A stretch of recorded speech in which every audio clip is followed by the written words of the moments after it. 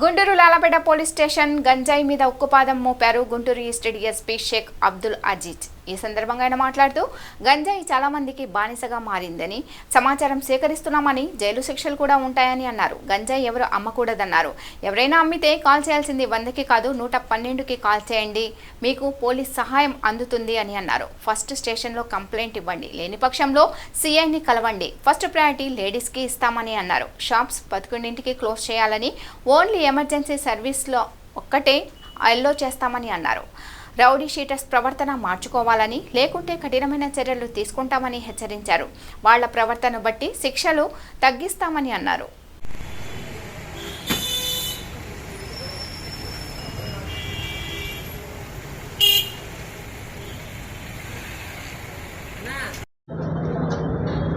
నమస్కారం అండి. నేను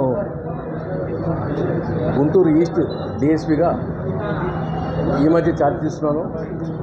ఈ మధ్య ఛార్జ్ తీసుకొని 4 రోజులు గుంటూరు ఈస్ట్ సబ్ డివిజన్ పరిధిలో తిరగడం జరిగింది. నేను కనుక్కుంది ఏంటంటే, దీని గురించి ఈ గుంటూరు మా సబ్ డివిజన్ పరిధిలో ఈ గంజాయి కొంచెం చాలామంది అమ్ముతున్నారని, దాని ద్వారా యూత్ చాలామంది చెడిపోతున్నారని తెలిసింది. దీని మీద ఇన్ఫర్మేషన్ పెట్టాము. నేను ఒకటి చెప్తున్నాను, గంజాయి అమ్మే వాళ్ళకి చెప్తున్నాను, తాగే వాళ్ళకి కానీ ప్రజలకు కూడా చెప్తున్నాను.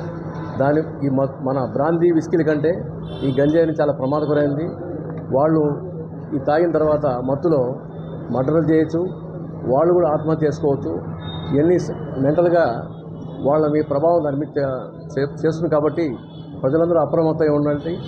మీరు కూడా పోలీస్ సహకారం చేసి ఎవరెవరు అమ్ముతున్నారో మాకు సమాచారం ఇవ్వండి. మేము దాని మీద తప్పకుండా యాక్షన్ తీసుకుంటాము. ఆల్రెడీ మేము ఈ ఎవరెవరు అమ్ముతున్న సమాచారం సేకరిస్తున్నాము. త్వరలోనే రైడ్ చేయడం జరుగుతుంది. మేము రైడ్ చేసి కేసు పెడితే మీరు సంపాదించిన దానికంటే మీరు ఆస్తులు ఆ కోర్టు నుంచి కేసు బయటపడాలంటే చాలా కష్టం. చాలా డబ్బుగా మీరు నష్టపోతారు. అట్లాగే జైలు శిక్షలు కూడా తప్పకుండా పడతాయి. కాబట్టి ఇంకొకసారి నేను హెచ్చరిస్తున్నాను, తప్పకుండా మేము రైడ్ చేస్తాము, కేసులు పెడతాము. గంజాయి కేసులో ఒకసారి ఇరుక్కున్నానంటే వాడి జీవితం నాశనం అయిపోతుంది. పెళ్ళాం బిడ్డలు వీధిని పడాల్సింది. మీ పెళ్ళాం బిడ్డల్ని వీధిని పడేయాలనుకుంటే మీరు గంజాయి అమ్మండి. తర్వాత మీ మీద రౌడీ షీట్లు ఓపెన్ చేస్తాం, కఠినమైన చర్యలు చేసుకుంటాం. అట్లాగే ఈ సమాచారం మీరు కొన్ని గొడవలు జరిగినప్పుడు ప్రజలు ఏం చేస్తారంటే తెలియక 100కి డైల్ చేస్తారు, పోలీస్ 100 డైల్ చేస్తారు. 100 డైల్ ఇప్పుడు లేదు, 112కి చేయండి, 112కి చేయండి. 100కి చేస్తే మీకు రిప్లై రాదు. పోలీసులు మాకు రెస్పాన్స్ లేదు అనుకుంటున్నారు పబ్లిక్. కానీ ఇప్పుడు 2 రాష్ట్రాలు విడిపోయినాక 100 అడిపోయింది. మీకు 112కి ఫోన్ చేయండి, 112కి ఫోన్ చేయండి. మీకు దాని ద్వారా మీకు పోలీస్ సహాయం అందుతుంది. అట్లాగే మా సిఐలకు కానీ ఎస్ఐలకు కానీ పబ్లిక్ని జాగ్రత్తగా ఇక్కడ వస్తే మీరు రిపోర్ట్ ఇవ్వడానికి వస్తే మీకు వైట్ పేపర్ కూడా మేమే ఇస్తాము. మీరు రిపోర్ట్ రాసుకొచ్చినా పర్లేదు. మీరు రాసుకొని రాలేకపోతే మా కానిస్టేబుల్ మీకు రిపోర్ట్ రాసి మీకు న్యాయం చేస్తారు. మీకు ఫస్ట్ మీరు పోలీస్ స్టేషన్కి వచ్చి రిపోర్ట్ తీసుకోండి. అక్కడ న్యాయం జరగకపోతే సీఏ గారిని కలవండి. సీఏ గారి దగ్గర కూడా మీ న్యాయం జరగకపోతే డిఎస్పీ ఆఫీస్ని అడగండి. మీకు తప్పకుండా న్యాయం జరుగుతుంది. ప్రతి ప్రజలకు, సామాన్య ప్రజలకు అందరికీ కూడా నేను అందుబాటులో ఉంటాను. మీకు చట్టపరమైన సహాయం చేస్తాను. అట్లాగే నేను అబ్జర్వ్ చేసిందంటే, సాయంత్రం పూట ఈ కుర్రవాళ్ళు కానీ వీళ్ళు కానీ ఈ రోడ్డు మొదట్లో బండ్లు పెట్టేసి సిగరెట్ తాగటం, టీ తాగటం, టీ హోటల్స్ పక్కన బ్లాక్ చేసుకుంటున్నారు. లేడీస్ రావాలంటే చాలా కష్టంగా ఉంటుంది. ఇప్పుడు ఆ బళ్ళు పెట్టేసే వాళ్ళకి నేను ఒకటి చెప్తున్నా, మీ చెల్లెలో మీ ఆ తల్లి కానీ మీ అక్క కానీ అట్లా మా మగవాళ్ళ మధ్యలో రావాలంటే వాళ్ళు ఎంత ఇబ్బంది పడతారో మీరు ఆలోచించుకోండి. మేము వాళ్ళ మటుకు అట్లా పెట్టిన వాళ్ళ మీద ఆ బళ్ళు సీజ్ చేస్తాం, వాళ్ళ మీద లాఠీ చార్జ్ కూడా చేస్తాం. తర్వాత పోలీసులు దౌర్జన్యం, పోలీసు అమ్మాయి చదువుకునే పిల్లోడు మీరు కొట్టారు అనే వాదలు చెప్తే కుదరదు. ఎందుకంటే మేము ఫస్ట్ ప్రయారిటీ లేడీసు, సామాన్య ప్రజలకే. వాళ్ళకి కంపల్సరీ మీరు ఆటం కలిగిస్తే మీరు ఇబ్బంది పడటం తప్పదు. అదొకటి.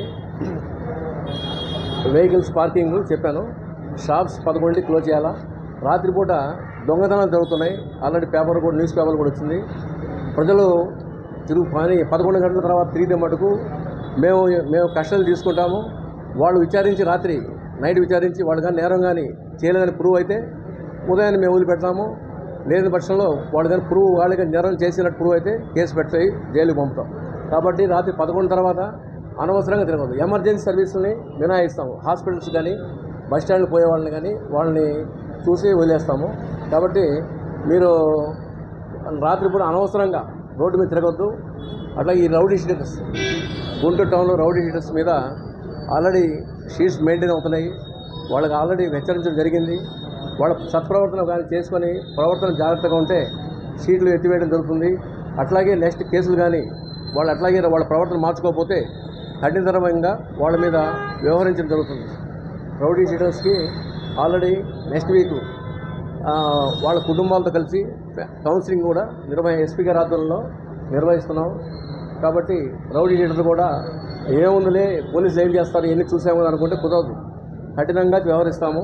అది వ్యవహరిస్తాము ఎట్లా అనేది వాళ్ళ ప్రవర్తన బట్టి ఆధారపడి ఉంటుంది. కాబట్టి జాగ్రత్తగా ఉండండి. అనవసరంగా ఇదేముందిలే అనుకుంటే మటుకు చాలా ఇబ్బంది పడతారు.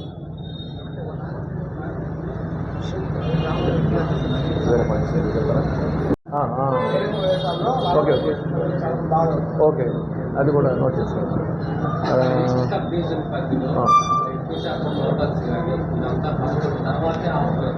ఇప్పుడు అందుకనే అది మీకు ఒక మాట చెప్పాను. ఎందుకు చెప్పాను? కొంతమంది కోర్టు ఆర్డర్ తెచ్చుకున్నారు, అందుకని నేను ఇందా చెప్పాను వేరే మాట. దానికి మీరు చూస్తారు ఎట్లా చేస్తే చూస్తారు. తర్వాత ఇంకా మీకు ప్రెస్ ఇన్ఫర్మేషను క్రైమ్ రిజిస్టర్ అయినాక 3 ఇన్స్పెక్టర్స్ మీకు ప్రెస్ దాంట్లో పెట్టేస్తారు. ప్రతి కేసు గురించి కూడా మీకు దాంట్లో పెట్టేస్తారు. అదో అంటే కొన్ని క్రైమ్స్ కొంతమంది మిస్ అవుతారు. మీ ప్రెస్ గ్రూప్ ఒకటి ఉంటే ఆ గ్రూప్లో పెట్టేస్తారు. మీరు నోట్ చేసుకోండి. అంటే ఈజీగా ఉంటుంది. మళ్ళీ మీరు ఫోన్ చేసి చేయకుండా కేసు రిజిస్టర్ చేయగానే కేసు ఫ్యాక్ట్స్ చేయగలరా దాంట్లో పెట్టేస్తాం. అంటే ఒకళ్ళు చెప్పి ఒకళ్ళు చెప్పక ఒకళ్ళు ఫోన్ చేస్తారు, ఒకళ్ళు పడలేదు. కొంచెం మీ ప్రాబ్లమ్స్ కూడా నాకు తెలుసు. నేను గుంటూరు జిల్లా చేశాను, పట్టాపురం ఎస్ఐ చేశాను, ఈ జిల్లా మొత్తం చేశాను ఎస్ఐగా, సిఐగా. ఇప్పుడు డిఎస్పీ అయినాక బయటకు పోయాను. రాష్ట్రం కాబట్టి వైజాగ్ అయినా చేస్తాను. అది మీకు కూడా నేను సహకరిస్తాను, మీరు నాకు సహకరించండి. నా గురించి కూడా మీకు తెలుసు కాబట్టి తెలుసు అని అనుకుంటున్నాను. కొంతమంది కొత్త వాళ్ళు ఉన్నారు. అది అదే చట్ట ప్రకారం చెప్పాను కదా ఇందాక. అంటే యాక్షన్ ప్లాన్ కాదు, ఆల్రెడీ మేము ఇన్ఫర్మేషన్ పెట్టినాము. ఇంకా రైడ్ చేసి చట్ట ప్రకారం చేయటమే, దానికి ఇంకేం లేదు. పట్టుకొని కేసులు బుక్ చేయటమే. కానీ ముందు ఒక హెచ్చరిక ఇచ్చాను.